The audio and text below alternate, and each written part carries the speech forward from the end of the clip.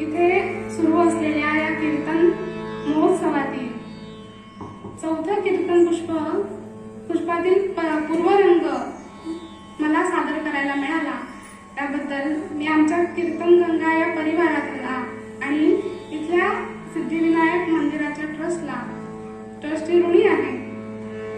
आणि आज आपण मूळ पदासाठी घेतलेला अभंग हा संत तुकाराम महाराजांचा आहे.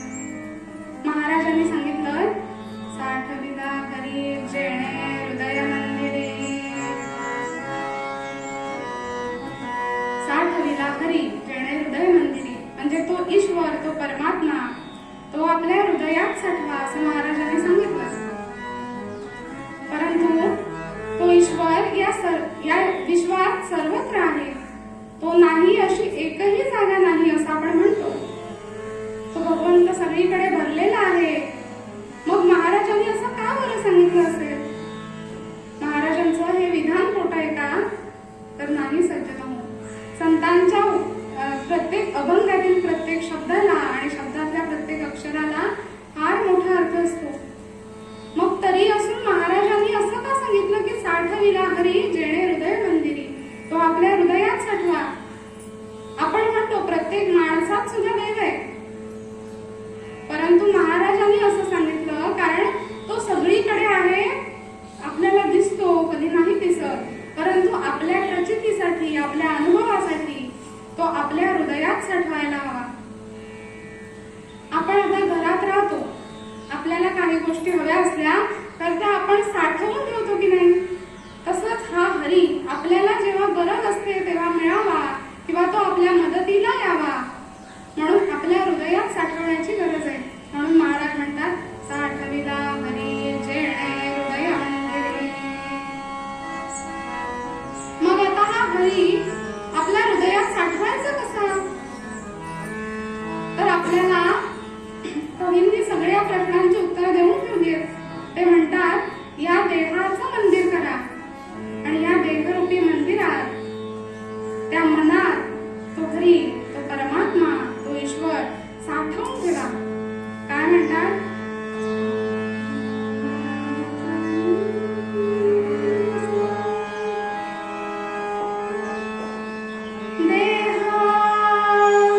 देवाचे मंदिर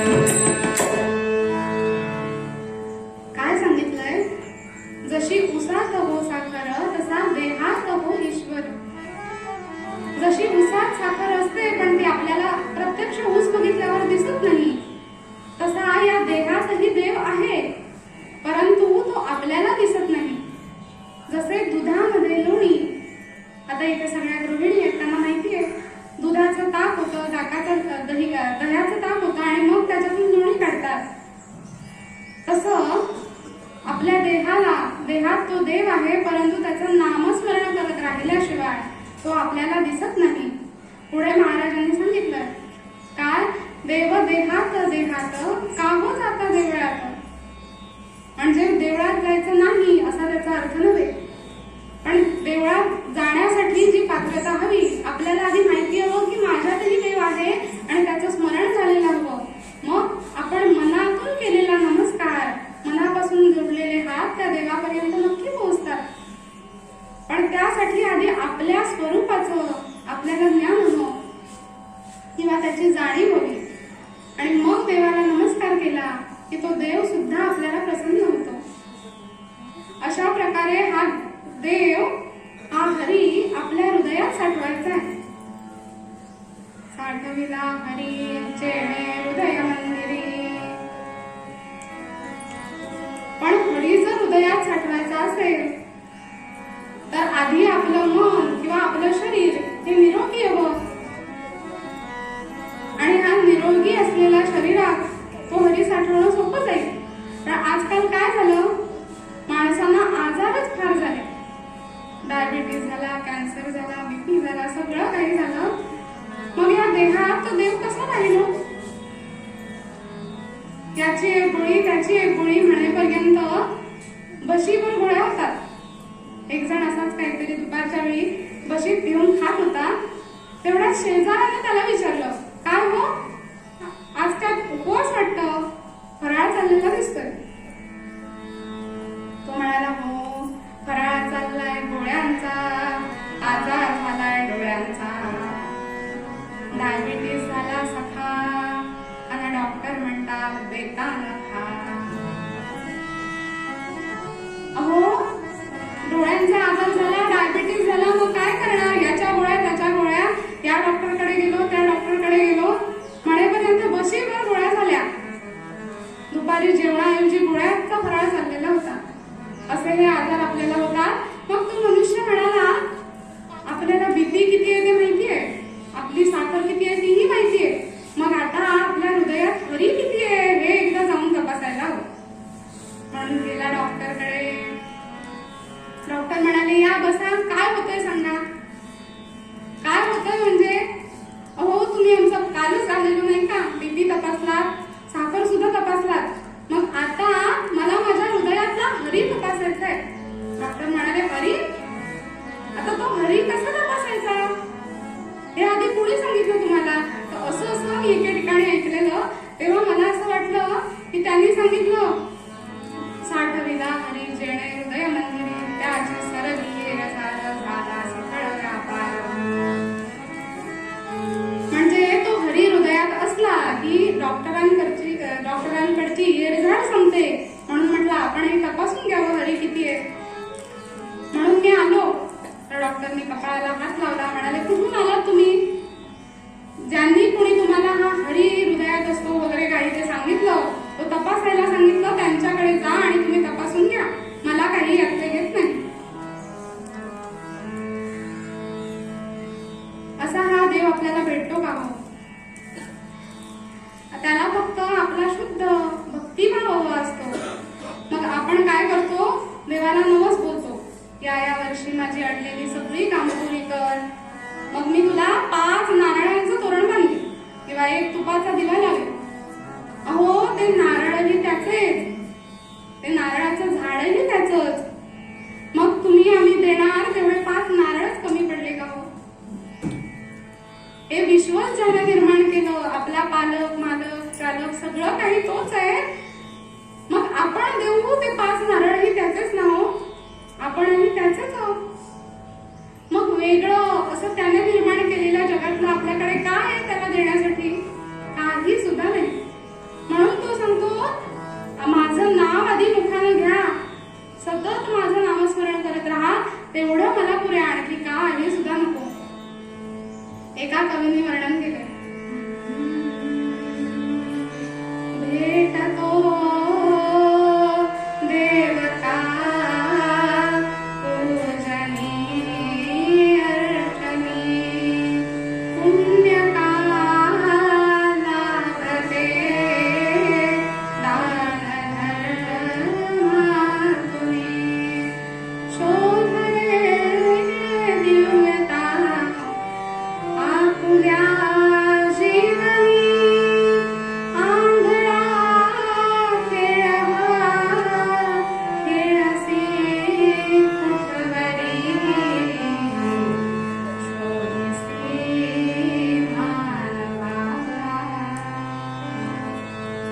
पूजा करून किंवा त्याला काहीतरी आपण देऊन तो आपल्याला मिळतो का हो? तर तसं होत नाही. आपण मनाने जर त्याचं नाव घेतलं तर तो मात्र आपल्याला नक्की मिळतो. तो म्हणतो, अरे तू मला काय देणार? मला तुझे नवस सायस नको, आरती दुपारती नको, काही नको. मला फक्त तुझ्या अंतःकरणातला शुद्ध भक्तिभाव हवा आहे. पण आपण तो न देता बाकी सगळं काही त्याला देतो. मग तो देव आपल्याला कसा मिळणार? मग आपल्याला प्रश्न पडतो की हा देव असतो कसा? सगुण आहे, निर्गुण आहे, आपल्याला डोळ्याने दिसतो, पण तो तसा खरंच आहे का?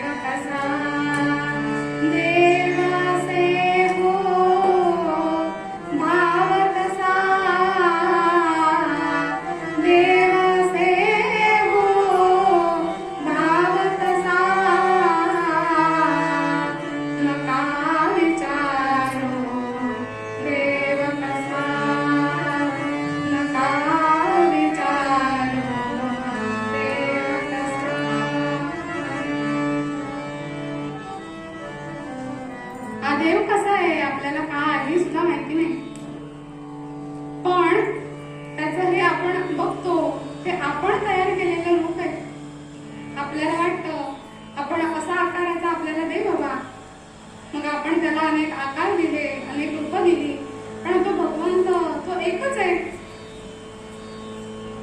असाच एक जण खूप देवाचं करणारा होता, आध्यात्मिक वृत्तीचा होता. त्याला असं वाटायचं एका देवळात गेल्यावर मला एकच देव तर दिसतो, इथे आल्यावर गणपती बाप्पा दिसले, दुसरीकडे गेल्यावर मला आता शंकर दिसतात, तिसरीकडे गेल्यावर देवी दिसते. असं होण्यापेक्षा हे सगळे देव एकत्र का नाही भेटत? आणि हे जे काही तो बोलत होता तेवढ्यात ते नारद मुनींनी ऐकलं आणि तिथूनच चालले होते. लगेच आले, म्हणाले, काय तुला सगळे देव एकत्र बघायचे? म्हणाला, हो. प्रत्येक देवाच्या दर्शनाला वेगळं वेगळं जायला लागतं, त्यापेक्षा एका ठिकाणी मला हे देव बघायचे. अरे तुला माहितीये का, हे सगळे देव वरती स्वर्गात एकत्रच राहतात, वेगळे वेगळे काही राहत नाहीत, सगळे एकत्र असतात. हो का? मग मला सुद्धा बघायचंय. हो, मला घेऊन जाल का तुम्ही? नारद मुनी म्हणाले, हो तर घेऊन जातो ना, पण एक लक्षात ठेवा, तुम्ही घेऊन जातो म्हणालात, आणून सोडतो म्हणून आधी सांगा. मला हा देव सोडून काही जायचं नाहीये, परत इथेच यायचंय. नारद मुनी म्हणाले, बरं ठीक आहे, तुला घेऊन जातो आणि परत आणून सोडतो. या अटीवर हे दोघंही गेले स्वर्गात. आता मोठा तो पांढरा पांढरा रस्ता, हे चालतात चालतात चालतात. हो, किती किती वेळ चालायचंय, रस्ताच तुमचा संपत नाही. त्यांच्या रस्त्यात काही खड्डे नव्हते आपल्यासारखे, पण बराच अंतर चालून गेल्यावर त्या माणसाला एक गोलाकार तेज दिसलं आणि त्या तेजातून आवाज आला की तो निर्गुण, निराकार, अनंत तो मी आहे. माझ्या अनेक भक्तांनी अनेक नावाने माझं स्मरण केलं, मला रूप दिली, मला नावं वेगवेगळी दिली आणि आता भक्ती सुद्धा करतात. पण सगळे देव तो मी एकच आहे असं त्याला कळलं. म्हणजे प्रत्येक देव आपल्याला वेगळा वेगळा दिसतो, परंतु तो तसा असत नाही. सगळ्या देवांचं तेज हे एकच असतं.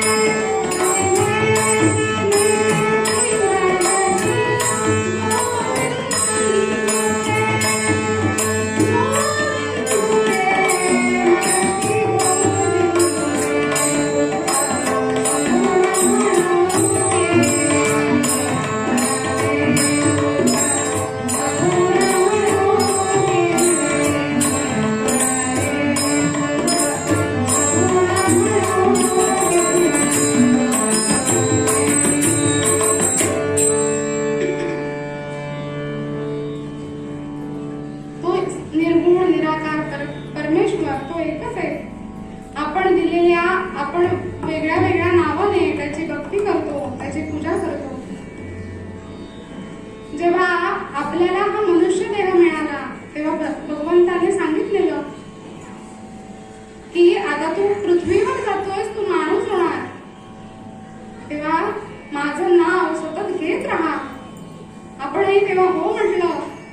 अहो, त्याने आपल्याला एवढा मोठा देह दिलाय, निरोगी, एवढा सुंदर देह दिलाय. आपण आपल्या रोजच्या व्यवहारात कुणीतरी आपल्याला मदत केली तर आपण म्हणतो थँक्यू किंवा आभारी आहे, बरं झाला तुमची फार मदत झाली हो. मग त्या परमेश्वराने हा चालता बोलता देह आम्हाला दिला, त्याची किंमत सुद्धा होऊ शकत नाही. पण माणसाने त्या देहाचंही काय केलं हो.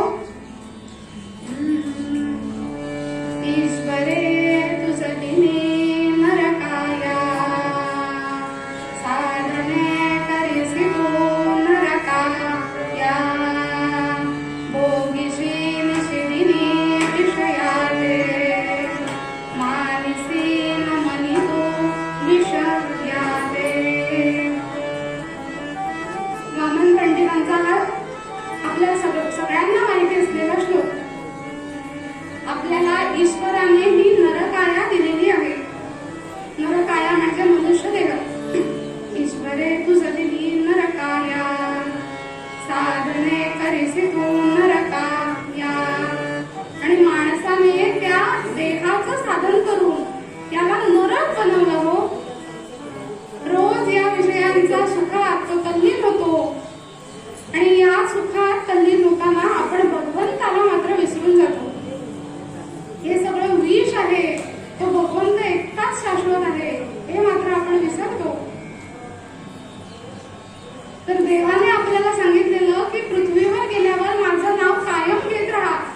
आपणही तेव्हा मोठं होऊन म्हणून आलो आणि इथे आल्यावर सारं काही विसरून गेलो आणि काय म्हणायला लागलो, हे सगळं देवाचं म्हणण्याऐवजी हे सगळं माझं, घर माझं, संसार माझा, शेतीवाडी माझी, जमीन जुमला माझी, दागिने माझे, मुलं बाळं माझी, नातवंड माझी, सगळं काही माझं.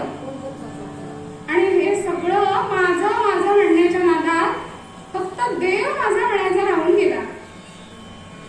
आणि मग देवाने पण म्हटलं, तेव्हा परम मला वचन देऊन आलास ना, हे तुलाच फक्त माझं म्हणेन म्हणून, आणि आता काय झालं. आणि मग देव रागावल्यामुळे सगळं काही गेलं, घर गेलं, संसार गेला, सगळं होतं नव्हतं ते सगळं गेलं. आणि आलं काय, आजारपणा आली, डॉक्टर आले, दुष्काळ आले, पाऊस गेला, मात्र सगळं काही गेलं. आणि हा आमचा जीव अगदी रडायला आला हो. आणि तेव्हा आम्ही हात जोडले, देवा आता मला पाव, मला आता यातून वाचव. देव म्हणाला, आतापर्यंत एवढी वर्ष तू जगलास, पण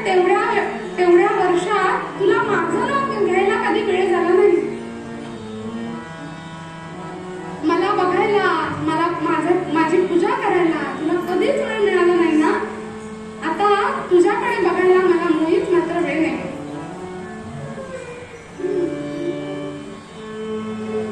माझं माझं म्हणता म्हणता जन्म तुझा संपला,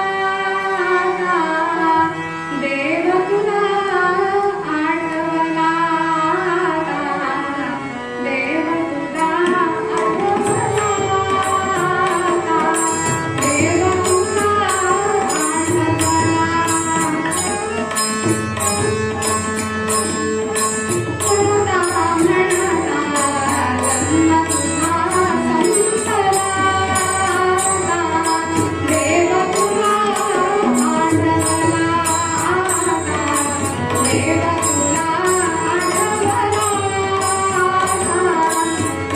तुला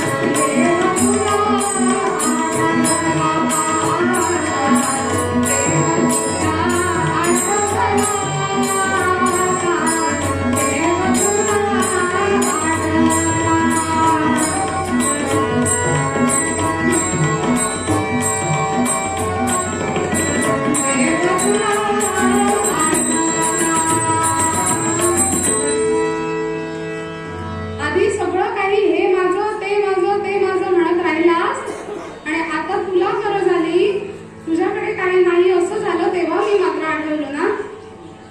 पण असं करण्यापेक्षा आपल्या मनात त्या हरीचं नाव सतत सतत असलं तर आपल्याला अशी गरजच भासणार नाही.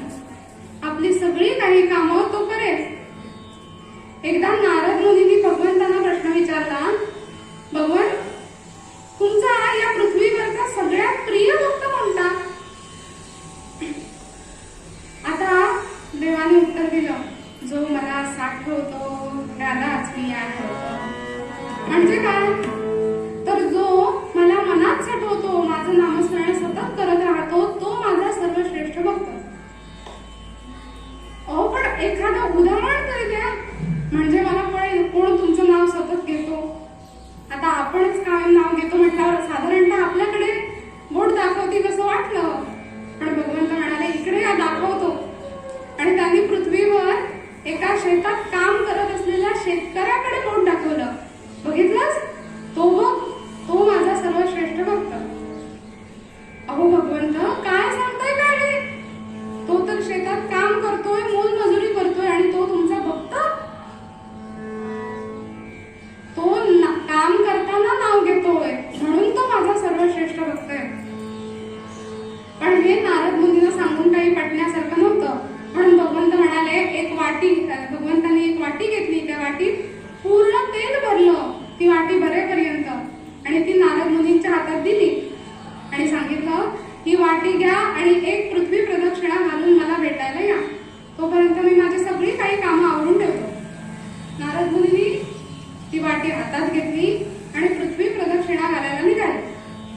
आता ते आकाशमार्गे जाणार होते, त्यांना काही आपल्यासारख्या खड्ड्याच्या रस्त्यातून जायचं नव्हतं, त्यामुळे तेल गळेल याची काही भीती नव्हती. पण आपल्या डोळ्यात तेल घालून ते वाटीतलं तेल सांभाळत फिरत होते. आणि अशी एक प्रदक्षिणा पूर्ण करून ते भगवंतांपाशी आले आणि बघितलं एकही तेल सांडला नाही. आता सांगा मी तुमचा भक्त आहे की नाही? हो तुम्ही सांगताय खरं तेल सांडलं नाही, पण कायम नारायण नारायण नारायण म्हणताना मग आता एवढ्या एका प्रदक्षिणेत तुम्ही ते माझं नारायण नाव किती वेळा घेतलं? तो मला तरी काही एकदाही ऐकू आलं नाही. हो काय भगवंत असं सांगतात एकही थेंब सांडायचं नाही म्हटलं. मग आता ह्याच्यावर लक्ष गेला तर तेल सांडणार आणि मी स्पर्धा जिंकणार नाही का? स्पर्धा हरणार. मग ती जर मला जिंकायची असेल तर मला ते वाटीतलं तेल सांभाळायला हवं. म्हणून मी ते नाव घ्यायला मात्र विसरलो हो. अहो नारद मुनी, मग मगाशी मी तेच सांगत होतो. तो शेतात राबणारा शेतकरी तोही कामच करतोय ना, आणि तुमच्यापेक्षाही खूप कठीण काम आहे ते. पण ते करत असताना सुद्धा तो माझं नाव घेतोय. म्हणून तो माझा सर्वश्रेष्ठ भक्त. म्हणजे जो मला कायम साठवतो, जो मला कायम स्मरणात ठेवतो, माझं नामस्मरण करतो, त्याला मी माझा प्रिय भक्त म्हणतो. मग आपणही तो हरी, तो परमेश्वर आपल्या हृदयात साठवायचा आहे. आणि तो कायम हृदयात असेल तरच आपणही त्या देवाचे प्रिय भक्त होऊ शकतो. आता हरी साठवायचा म्हणजे नेमकं काय करायचं? आपल्या आता रोजच्या व्यवहारातलं उदाहरण घेऊ. आपण घरातलं सगळं सामान एखाद्या बरणी किंवा डब्यात पिशवीत भरून ठेवतो. पण एखादी वस्तू किंवा एखादी गोष्ट आपण नवीन आणली तर त्या बरणीत जागा करतो की नाही? एखादी बरणी रिकामी करतो, एखादी पिशवी रिकामी करतो आणि त्यात वस्तू भरतो.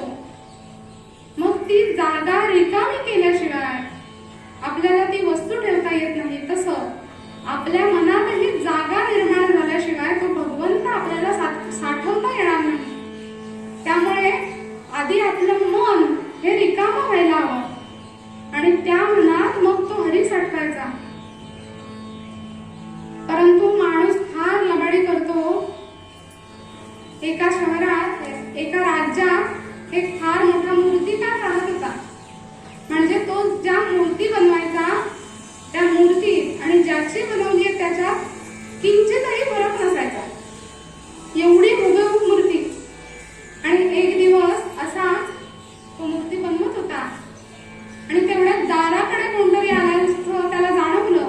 त्याने हातातलं काम सोडलं आणि लगेच बघायला गेला कोण आलंय. बघितलं तर एका रेड्यावर बसून एक मोठा माणूस उभा होता. आणि तो काळा कपिंद दिप्पाड माणूस बघून हा मोठ्याने घाबरला आणि ओरडला, कोण कोण कोण तुम्ही आणि माझ्याकडे का आला? कारण हा पृथ्वीवरचा तरी काही माणूस नाहीये, त्याने जाणलं. नंतर तो रेड्यावर बसलेला माणूस म्हणाला, मला ओळखलं नाहीस?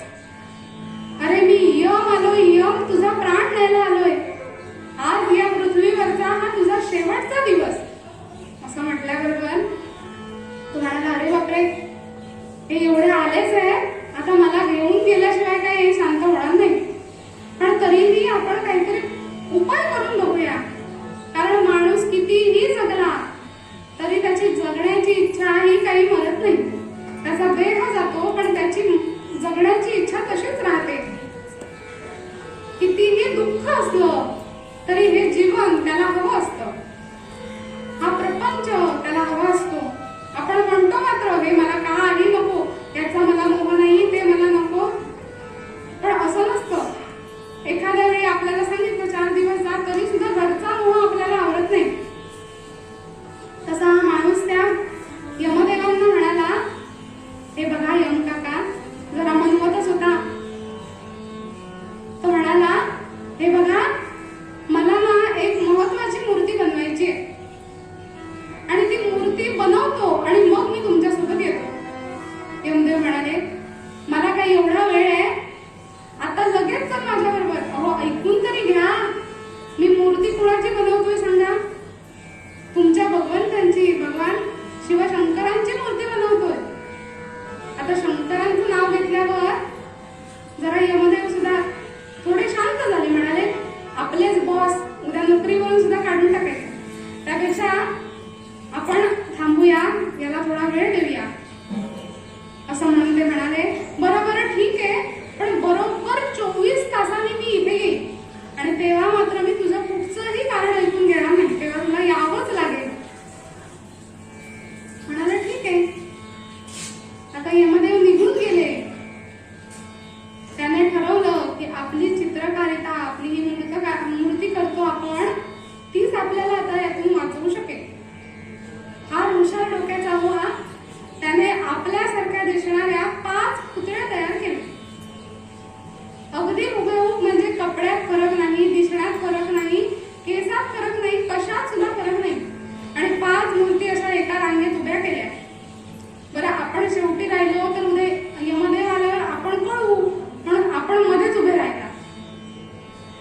वेळी यमदेव नक्की फसतील.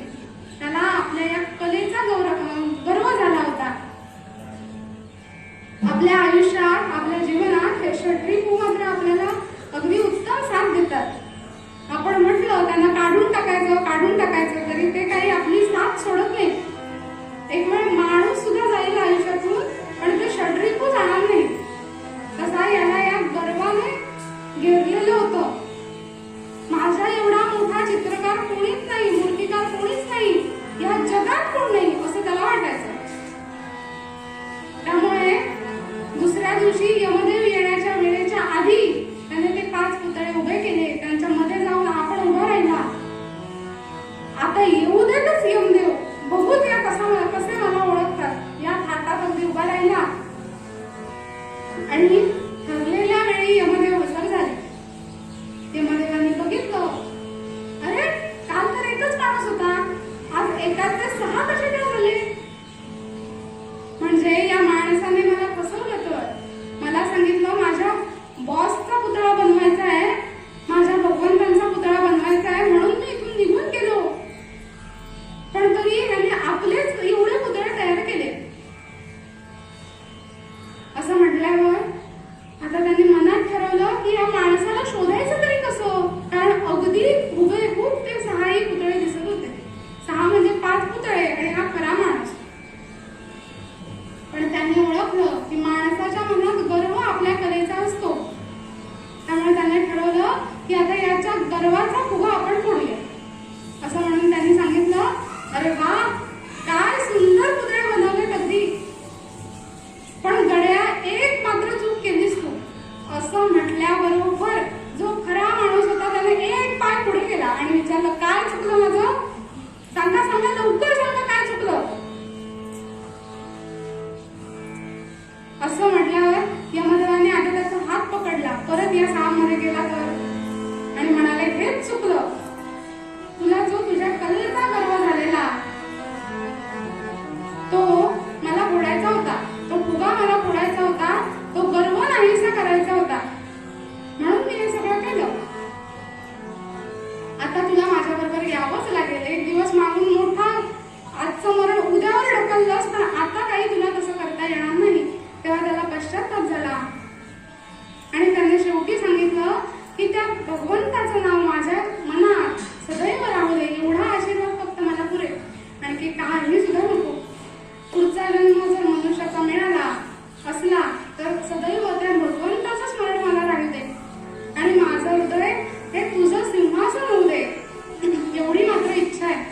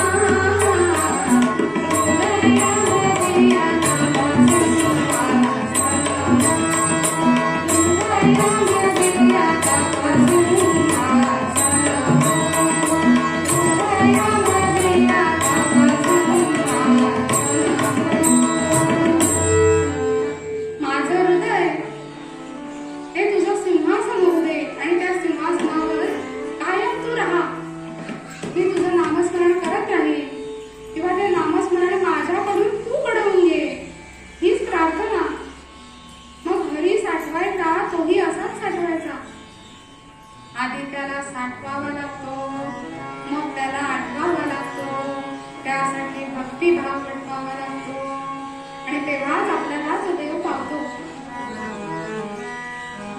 म्हणून महाराजांनी सांगितलं, साठविला हरी जेणे हृदय नंदिनी, त्याची सरणी सार झाला सफळ. आपल्या शरीरातले हे षड्रिपू